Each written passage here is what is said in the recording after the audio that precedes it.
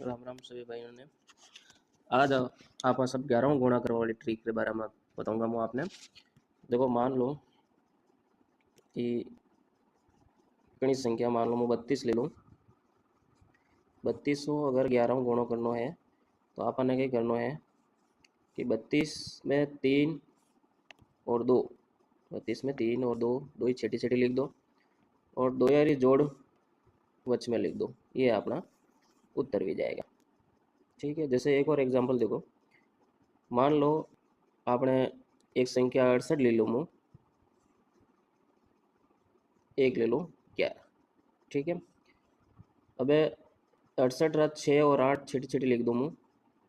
ठीक है, 6 8 छठी छठी लिख दो। पचे करना आपने ना दो जोड़ो, जो बच में लिखना कतरा ही रहा है 14। तो 14 तो 9 बड़ी आई जाए, मान लो 2 डिजिट संख्या आई जाए तो कई करना आपने, तो इकाई वाली जो संख्या है जो तो बच में लिखना, और जो दहाई वाली है वो 6 पहला अंक में एक जोड़ी दो, तो यो आई जाएगा आपने 748। ठीक है, यो अपना उत्तर भी जाएगा। धन्यवाद।